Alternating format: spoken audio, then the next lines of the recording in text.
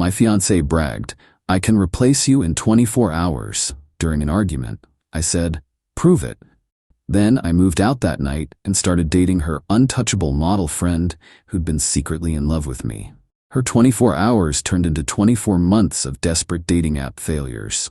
I, 29 male, was washing dishes last Wednesday when my fiancée Kelsey, 27, decided to drop the most arrogant statement I'd ever heard in our 3-year relationship. We were arguing about her spending $1,200 on a designer bag when we were supposed to be saving for the wedding. Normal couple stuff, right? Wrong. She slammed her fresh manicure on the counter and said, "You know what, Ethan? I could replace you in 24 hours. Literally. There are guys lined up waiting for me to be single. You should be grateful I even chose you." I stopped washing, turned off the water, dried my hands slowly. "Prove it," I said. She laughed. That specific mean girl laugh she did when she thought she'd won. "What? You said 24 hours. Prove it. We're done. Clock starts now." I checked my phone. 7:23 p.m. Wednesday. Her face went through about 6 different expressions. Confusion, amusement, anger, then this smug confidence that made my decision even easier. "You're bluffing," she said. "You wouldn't leave me. You can't even match your socks without me." I walked to our bedroom and started packing. She followed, listing all the reasons I'd fail without her. "You don't even know the Netflix password. Your mom likes me more than you. Good luck finding someone who looks like me. I'm the one who got you that promotion. You're literally nothing without me." That last one made me pause. Not because it hurt, but because I realized she actually believed it. I finished packing in under an hour. 3 years, and everything I cared about fit in 2 suitcases and a backpack. While Kelsey ranted, I texted my buddy Jerome asking if I could crash at his place. But here's where it gets interesting. As I was leaving, my phone buzzed. It was Adrienne, Kelsey's best friend. The one Kelsey always called her untouchable model friend because she was too pretty for regular guys and only dates millionaires and athletes. "Adrienne, heard you're single now. Kelsey's already posting about it. You okay?" "Yeah, heading to Jerome's. She gave me 24 hours to be replaced, so..." "Adrienne, come to mine instead. We need to talk." Now, Adrienne and I had always been cool. She was actually the one who introduced us 3 years ago at her birthday party. But Kelsey had made it very clear that Adrienne was off limits to even be friends with. Red flag I ignored, obviously. I showed up at Adrienne's apartment at 9 p.m. She opened the door in sweats and a messy bun, looking nothing like the Instagram model Kelsey always showed off. "Before you say anything," she started, "I need to tell you something I should have said 2 years ago." She pulled out her phone and showed me a text thread with Kelsey from 2022. My stomach dropped. "Kelsey, Ethan's getting too comfortable, thinking about monkey branching to that lawyer guy from my Pilates class." "Adrienne, that's messed up. Ethan's a good guy." "Kelsey, good doesn't pay for Mykonos trips, babes, but he's stable enough until I find better. Plus his credit score is perfect. Already added myself to his Amex as authorized user, lol." There were dozens more. Plans to upgrade me, jokes about my salary, screenshots of her Hinge profile that she'd kept active but hidden, messages about some dude named Tanner she was keeping warm as backup. "Why didn't you tell me?" I asked. Adrienne looked genuinely pained. "I tried. Remember that dinner where I kept saying you deserved someone who appreciated you?" Kelsey threatened to tell everyone I used to escort in college if I said anything explicit. It's not true, but she had fake evidence she'd created. Then she said something that changed everything. "I've been in love with you since that birthday party. But I introduced you to her instead because I thought she'd be better for you." God, I'm an idiot. Update 1, boys. The 24-hour deadline passed, and oh boy. First, let me address what happened with Adrienne. We didn't immediately jump into anything. She let me crash in her guest room. We talked until 4 a.m. about everything. She showed me 3 years of her private journal entries, with her permission, about watching me be with Kelsey. It was heartbreaking and beautiful at the same time. But the real entertainment was Kelsey's replacement speedrun. Hour 1 to 3, she posted a thirst trap on Instagram. Single and ready to mingle, taking applications. Got 200 plus likes and about 50 DMs from dudes. Hour 4 to 6, posted on her story at 3 different bars. Where are all the real men at? The videos got progressively sloppier. Hour 7:12 matched with 30+ guys on dating apps. Posted screenshots bragging about her options. Adrienne was screenshotting everything and sending them to me. We weren't laughing though, it was actually sad. Hour 13 to 16 brought some guy named Kyle home. He looked like he sold protein powder out of his truck. Posted a story of his back with "upgrade already." Hour 17 to 20, Kyle left. Kelsey posted and deleted a crying selfie. Then posted "know your worth, ladies." Hour 21 to 24, full panic mode. Started texting me from 3 different numbers. I kept blocking them. The messages went from "I win, I replaced you" to "can we talk" to "this isn't what I meant." The 24 hours ended at 7:23 p.m. Thursday. At 7:24 p.m., Adrienne posted a photo of us having dinner. Nothing romantic, just 2 friends eating sushi. Caption, "good company." My phone exploded. Kelsey called Adrienne immediately, screaming. Adrienne put it on speaker. "You backstabbing whore, he's mine." "You literally dumped him, Kels. Also, we're just having dinner." I didn't dump him, it was a fight, and you know the girl code. Girl code doesn't apply when you treat people like disposable objects. Kelsey hung up and immediately started a smear campaign. Posted that Adrienne had been stalking me and sabotaging our relationship, tagged all their mutual friends, made a whole Instagram highlight called Betrayal. Then came the text to me. "Your little rebound won't last. Adrienne only wants you to get back at me. She's been with half the city. I was testing you and you failed. My mom already bought her mother of the groom dress. You have 48 hours to apologize or I'm keeping the ring." About that ring, I'd bought it but hadn't proposed yet. It was in my apartment, we didn't live together yet. Thank God. But the best part was her mom Diane calling me, "Ethan, sweetheart, what's this about you abandoning my daughter?" She said she could replace me in 24 hours, Diane. I took her at her word. That's just how she expresses anxiety. You know she didn't mean it. She posted herself with another man's back on Instagram. She's grieving. Take her back. No. You'll never find another girl like her. That's literally the point. She hung up on me. Update 2. Kelsey went nuclear. First, she tried to get me fired. Called my company claiming I'd been stealing company time for dates and harassing female employees. Problem? I work from home and my boss is my cousin Rick, who's known me since I was 5. Rick called me laughing so hard he couldn't breathe. "Bro," she said, "you were, hold on, creating a hostile work environment with your toxic masculinity. You haven't even been to the office in 6 months." Then she tried the sympathy route, posted that she was healing from narcissistic abuse, and started a whole series about recognizing emotional manipulation. Her friend Brittany even started a podcast episode about it.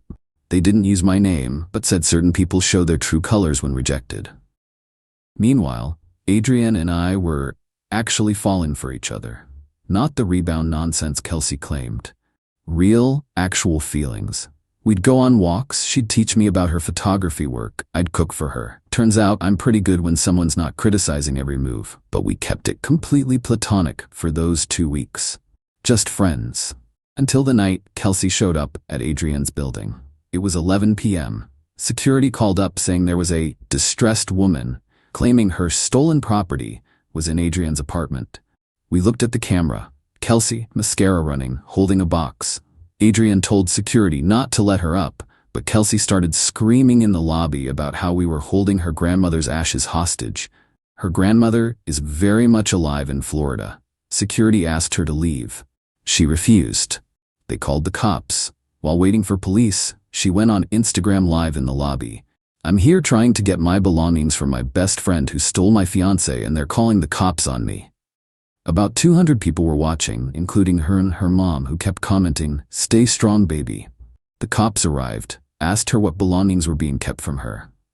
She said, her emotional support, hair straightener, a hoodie that was basically hers, 3 years of memories, her future. The officer looked exhausted. "Ma'am, do you have any actual property in that apartment?" "My fiancé, is he being held against his will?" "He's being manipulated." They made her leave. She tried to refuse. They warned her about trespassing. She called them fascists. They escorted her out. The Instagram Live was still going. Everyone saw her get put in the back of the cop car. Not arrested, just removed from property. She was scream-crying about injustice and homewreckers. The best comment was from someone named Tyler. "Didn't you say you could replace him in 24 hours? It's been 2 weeks, sis." She blocked him on live. While in the cop car. Update 3. So Kelsey found out about the ring. My ex-roommate Brad, we'd lived together before I got my own place, ran into her at a coffee shop. She did her whole victim performance, and Brad, sweet idiot that he is, mentioned I'd been planning to propose before the breakup. She lost her mind. Started telling everyone I'd stolen her engagement and owed her a wedding. Posted a GoFundMe. Wait, no. She posted on her story, asking for donations to heal from stolen dreams. Her Venmo and Cash App handles. People actually sent money, like $300. Her friend group started planning a revenge wedding where she'd marry herself to reclaim her power. I'm not joking. There were invitations, a registry, everything. But then karma came in like a wrecking ball. Remember Kyle? The protein powder guy from her 24-hour replacement attempt? Turns out he was married. His wife Jessica found the Instagram posts. Jessica was creative. She didn't just confront Kelsey. She signed her up for every MLM presentation in a 50-mile radius. Kelsey's phone and email got flooded with opportunities for essential oils, leggings, supplements, and financial freedom. But Jessica wasn't done. She found out where Kelsey worked, marketing firm, and sent them the screenshots of Kelsey's posts during work hours. All the thirst traps time-stamped at 2 p.m. on workdays, the live videos from the lobby incident, the seeking donations posts. Kelsey got put on a performance improvement plan. Meanwhile, Adrienne and I made it official. We didn't announce it or anything, just quietly became a couple. But Kelsey's other model friend, Simone, saw us at a farmer's market holding hands and immediately reported back. Kelsey's response was to create a 42-slide PowerPoint about why Adrienne was a toxic friend and send it to their entire friend group. It included screenshots from 2019, 5 years ago, where Adrienne said Kelsey's haircut wasn't flattering. A chart of every time Adrienne betrayed her, included things like, "Didn't heart my Instagram post fast enough." A timeline suggesting Adrienne had been planning to steal me since day one. Badly photoshopped evidence of Adrienne with random men. A slide titled, "Why I'm Actually the Victim Here," with 15 bullet points. Most people laughed, but her mom Diane shared it on Facebook with "The Truth About Fake Friends." The PowerPoint backfired when someone noticed she'd admitted to lying about several things, including claiming she made more money than she did, saying I was bad in bed to make her side pieces feel special, lying about having a trust fund, creating a fake recommendation letter for her job. Her company saw the PowerPoint. The performance improvement plan became a termination notice. Update 4. 6 months later. I need y'all to understand the level of delusion we're dealing with. Kelsey started a YouTube channel called Thriving After Betrayal, where she gave relationship advice. The first video was how to spot a future cheater, where she described herself, like literally described her own behaviors but attributed them to me. The comments were brutal. "Girl, you said you could replace him in 24 hours. This is the same woman from that lobby video? Sis is giving emotional damage. The projection is IMAX level." She deleted comments for 3 days straight, then turned them off. Her self-marriage happened. 12 people showed up, including her mom, her sister, and a bunch of people who just wanted to witness the train wreck. She wore a $3,000 dress she couldn't afford, made vows to herself about never settling for less than she deserves, had a first dance, alone, to thank you next. The DJ, her cousin, posted the whole thing on TikTok.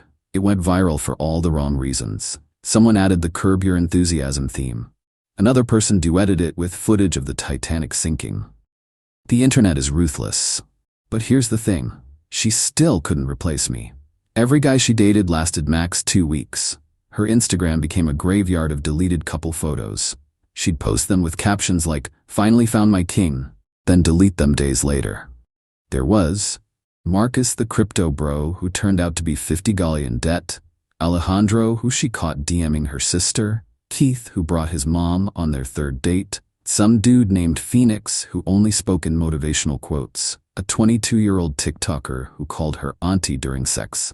Meanwhile, Adrian and I moved in together, got a cat named Dumpling, started a little herb garden on the balcony. Normal, boring, beautiful couple stuff. Kelsey found out about us living together through LinkedIn of all places. Adrian updated her address for some professional thing. The meltdown was spectacular. She emailed my mother. A 6-page email about how I was ruining my future and making a mistake, and how she was willing to forgive me if I came back. My mom forwarded it to me with just, "This girl needs therapy. Also, bring Adrian to Sunday dinner. Love you. Final update." Exactly 24 months after Kelsey said she could replace me, in 24 hours, she texted me from her 17th new number.